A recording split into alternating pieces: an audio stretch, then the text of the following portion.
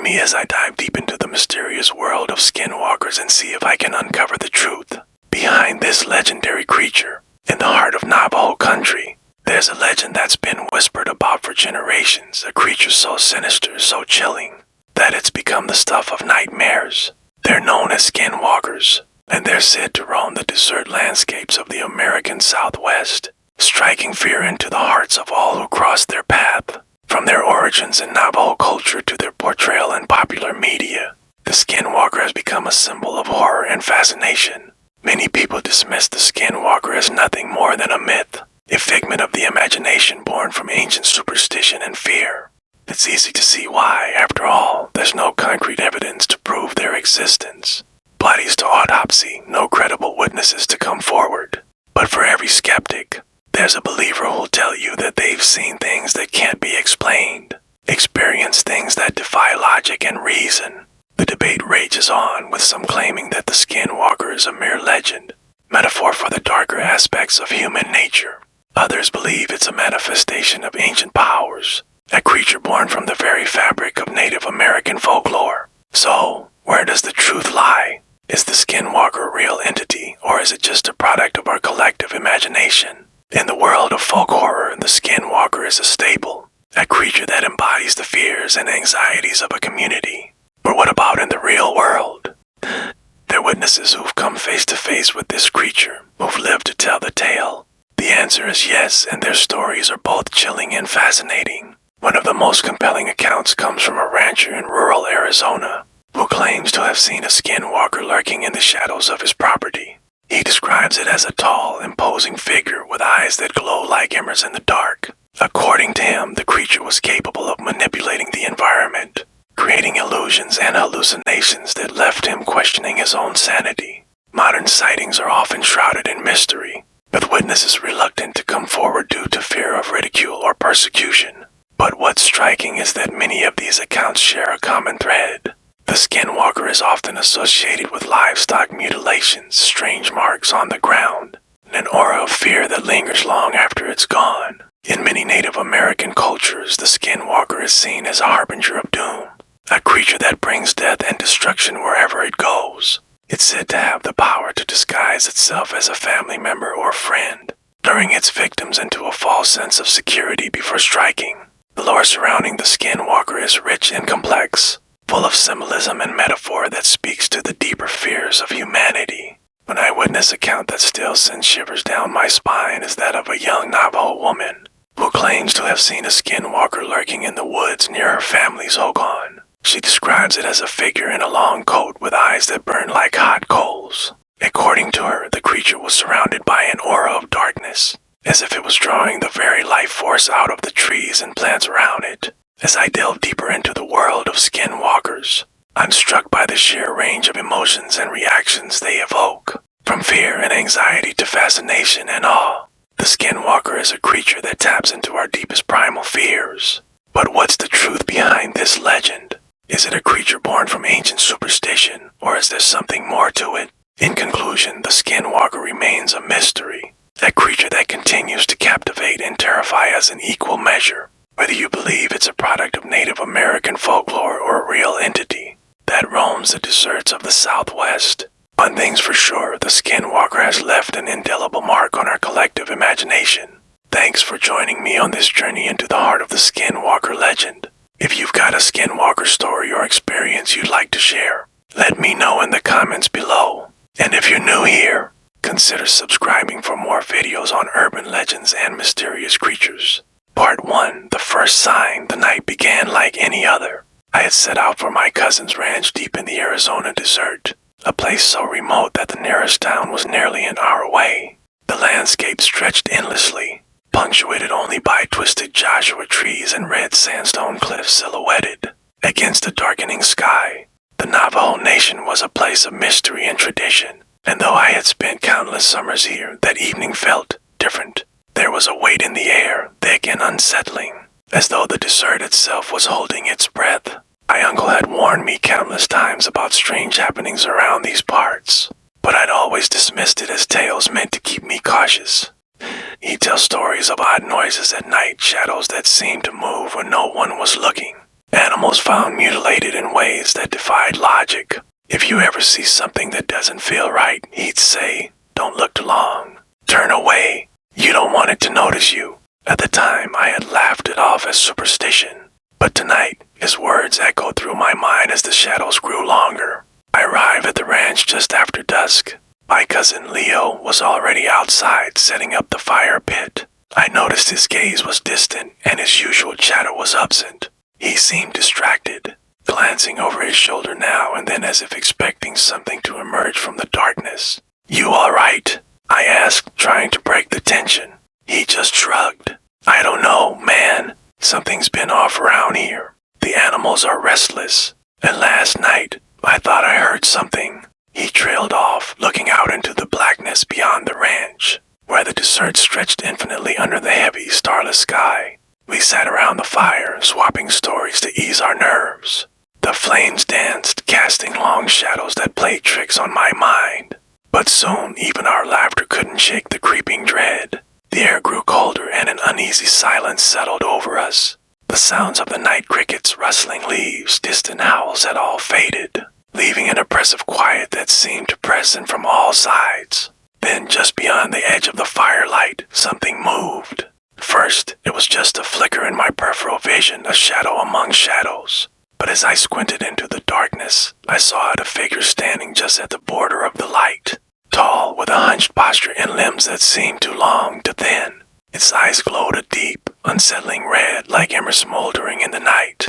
It didn't move, didn't make a sound, it just watched. I nudged Leo, who froze the moment he saw it. We both stared, hearts pounding, too afraid to breathe. There was a primal wrongness to the figure, an otherworldly menace that made my skin crawl. The creature took a step forward, its movements disturbingly fluid, almost unnatural. In that instant, a chill washed over me, like a hand reaching into my chest and squeezing my heart. Fire crackled and I caught a whiff of something foul, like rotting meat mixed with burnt hair. Leo muttered under his breath something in Navajo, his voice shaking as he gripped my arm. "We need to go," he whispered, barely audible. "Now." But before we could even stand, the creature tilted its head as if it had heard him. And then it smiled. Part 2, the chase begins. We scrambled to our feet, knocking over the fire pit in our panic. Rivers flew into the night, casting brief, desperate sparks against the creature's dark silhouette. But as soon as we turned to flee, I felt that thing's eyes boring into the back of my head, a sensation so intense it was as if icy. Fingers had wrapped around my spine, paralyzing me with dread.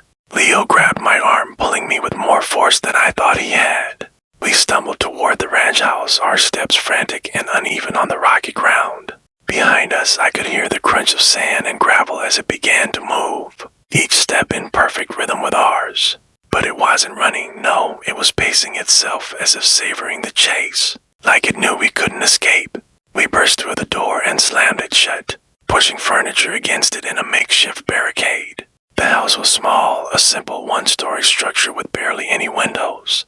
Every shadow seemed to throb with the presence of that creature as if it was in the walls, watching us, waiting for the right moment to strike. The air felt thick and suffocating, like there was barely enough oxygen for the both of us. Leo's face was pale, his hands trembling as he whispered. My grandma used to tell me stories about them. Skinwalkers, creatures that could take any shape. They weren't always human, sometimes they'd appear as animals or even as people you know. He took a shaky breath, his voice laced with fear. They're supposed to have powers, dark ones.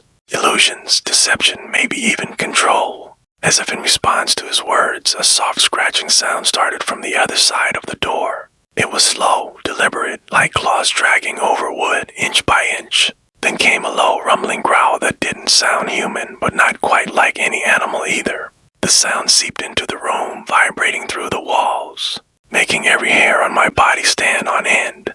Wanted to cover my ears to shut out the sound, but I was frozen in place. Leo looked at me, eyes wide, and mouthed the single word, quiet. But the silence was shattered as something heavy hit the door, rattling the entire house. The impact was powerful, like a battering ram. I could feel the floorboards shake beneath my feet.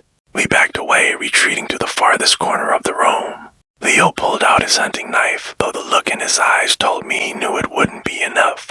The creature slammed into the door again, this time with a force so violent that the wood began to splinter, cracks snaking out across the surface like veins. And then silence. For a few agonizing seconds there was nothing. The scratching had stopped, the growling faded.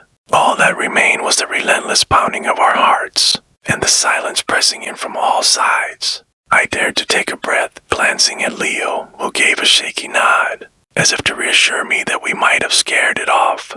But then, from the far side of the room, we heard a voice. It was soft and calm, familiar in a way that sent chills down my spine. "Leo, it's me. Open up." It was his sister's voice. But Leo's sister had moved to California 2 years ago, and as far as I knew, she hadn't been back since. Part 3, the imposter. Leo's face went pale as his sister's voice called out again, pleading. "Please, let me in. I'm scared." It was exactly her voice down to the faint lilt in her words, the way she'd always sounded when we were kids asking for help with something. But we knew it couldn't be her. Leo's grip on his knife tightened, his knuckles turning white as he glanced at me, his eyes wide with a terror I had never seen before. Don't listen to it," he whispered. "They can mimic voices. They'll use anything to get close to you." But the voice kept calling, growing more insistent, more desperate. It began to pound on the door, not with the monstrous strength from before, but with soft, pleading knocks. The sound of his sister's voice became tinged with fear and pain, like she was crying, her voice cracking with emotion. "Leo, please, I don't know what's happening, just let me in." I could see the internal struggle on his face, the horror mixed with the slightest glimmer of doubt. What if it was her? What if she had somehow come back, somehow needed our help? Every instinct screamed at me to keep the door shut, but the creature's voice was so convincing, tugging at our minds, playing on our emotions, as if it could sense exactly how to manipulate us. Suddenly, there was silence. The voice stopped, replaced by a stillness so complete that it made the hairs on my neck stand on end. I waited, every muscle tense, straining to hear anything, a footstep, a creak, anything that would tell me where it was. But there was nothing. Then the lights flickered. A soft rhythmic tapping sound began behind us, coming from one of the small, high windows. The light from the fire outside had gone out, leaving only the dim glow of a single bulb swaying slightly above us, casting eerie, shifting shadows. We both turned slowly toward the window, our breaths caught in our throats. There, peering in, was a face. It looked human at first glance, but as I focused, the details became wrong, distorted. The eyes were too large, too dark, and held an unnatural gleam, reflecting the faint light like an animal's in the night. The skin was stretched too tight, thin and pale, as if it was barely clinging to the bones beneath. And the mouth was twisted into a smile that was too wide, too long, revealing rows of teeth that looked jagged and sharp. The creature tapped the glass again, slowly, methodically, each tap echoing in the tiny room, a sinister rhythm that set my nerves on edge. Its lips parted, revealing an even wider grin as it mouthed the words, "Let me in." Leo grabbed my arm, his fingers digging into my skin. "Don't look at it," he whispered urgently. "Whatever you do, don't make eye contact. It'll try to get into your head. Don't let it." But it was too late. My gaze was locked with its eyes, drawn in by a force I couldn't resist. I felt my mind slipping, images flashing before me, memories, fears, fragments of thoughts, each one more jumbled and terrifying than the last. I could feel it sifting through my mind, searching, feeding on my fear. Just as I thought I would lose myself completely, Leo grabbed me and shook me hard, breaking the spell. The creature's face vanished from the window, melting back into the darkness. But its presence lingered like a stain in the air, thick and suffocating. The voice, now guttural and angry, began to growl from just outside the walls, filling the space around us. "Let me in, let me in, let me in." The walls shook with each word, and the lights above us flickered wildly, casting shadows that seemed to stretch and twist around us, reaching out like claws. We were trapped, and I knew that this thing wouldn't stop until it got what it wanted. Then, suddenly, it was quiet again. For a brief moment, I thought maybe, just maybe, it had gone. But then came the sound of scratching right above us on the roof. Part 4, the descent into madness. The scratching on the roof started softly, almost tentative, as though the creature was testing the boundaries of our fear. But then it grew louder, more frenzied, like nails scraping over metal, sending an unearthly screech echoing through the house. Each scratch felt like it was burrowing directly into my brain, unraveling any semblance of rational thought. I clutched my head, trying to block out the sound. But Leo's face was filled with a strange calmness, almost as if he had reached a breaking point. He began muttering under his breath, speaking in Navajo, his voice steady but tinged with fear. I didn't understand the words, but the cadence was rhythmic, purposeful, like a chant meant to hold back something terrible.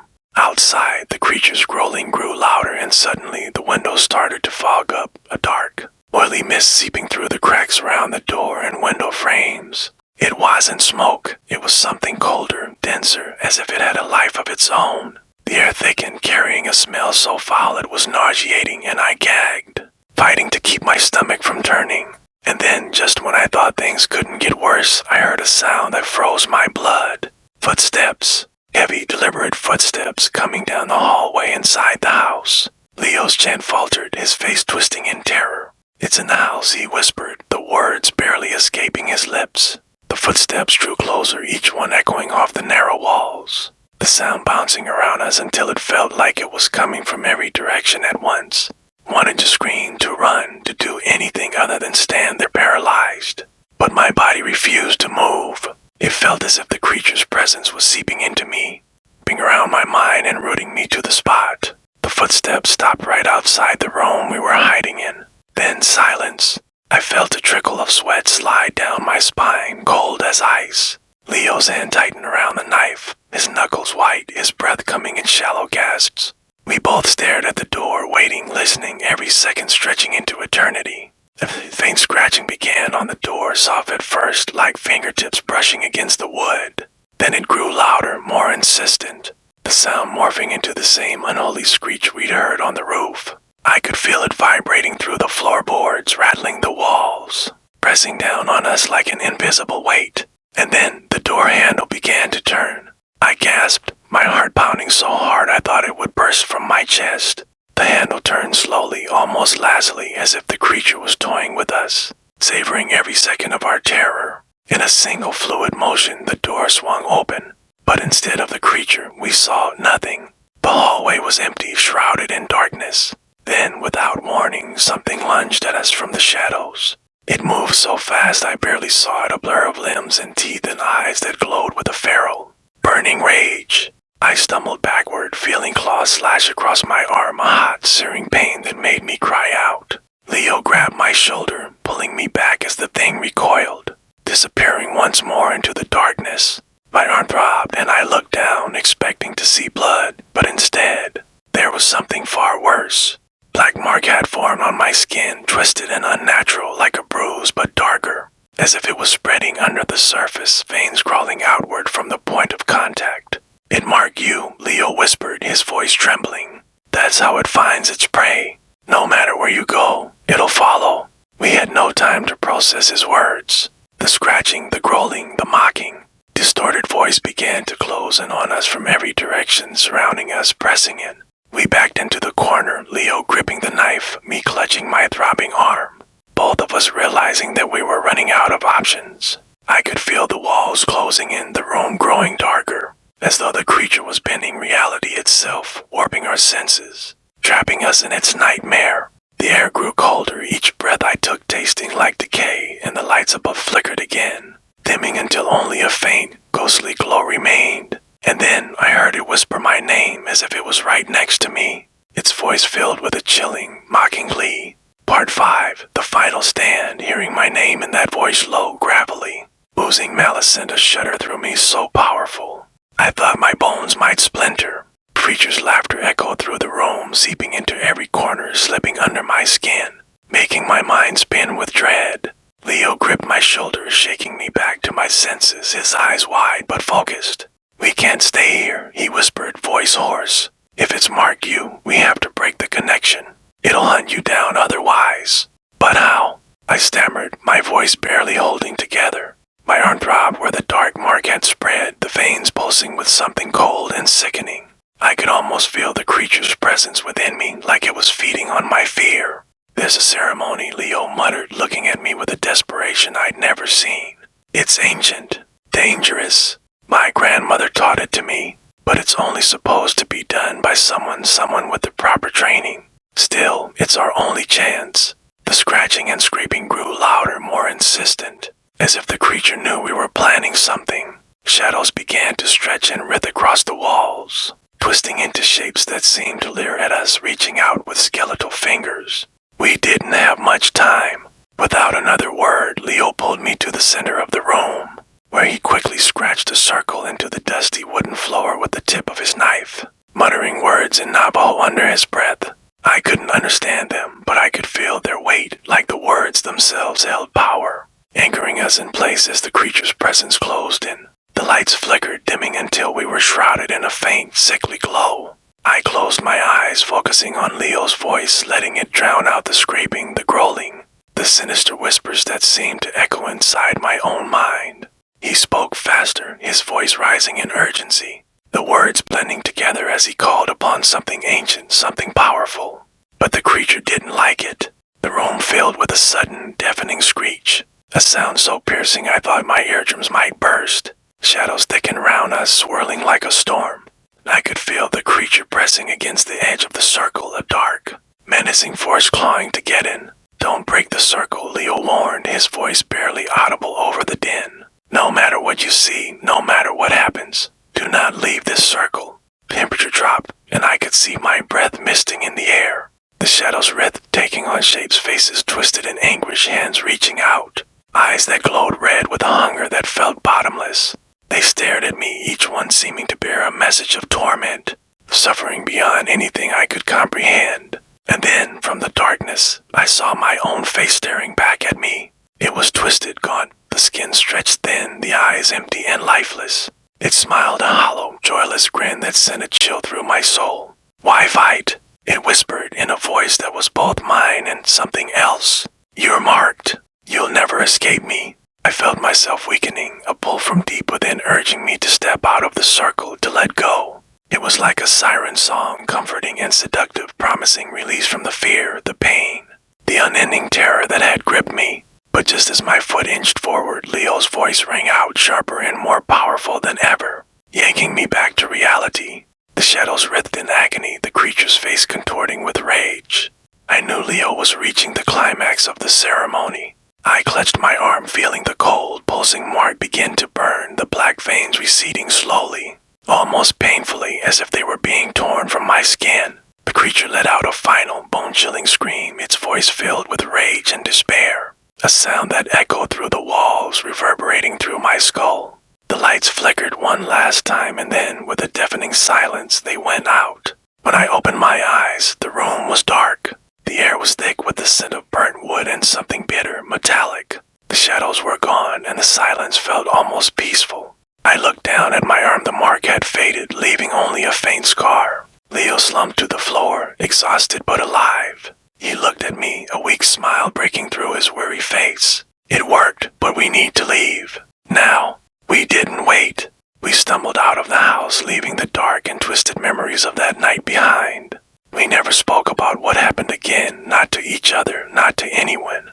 But I know that whatever was in that house, whatever dark force we faced, it wasn't gone. Some nights, when I'm alone, I can still feel it watching, waiting just beyond the shadows. And sometimes, if I listen closely enough, I hear it whisper my name.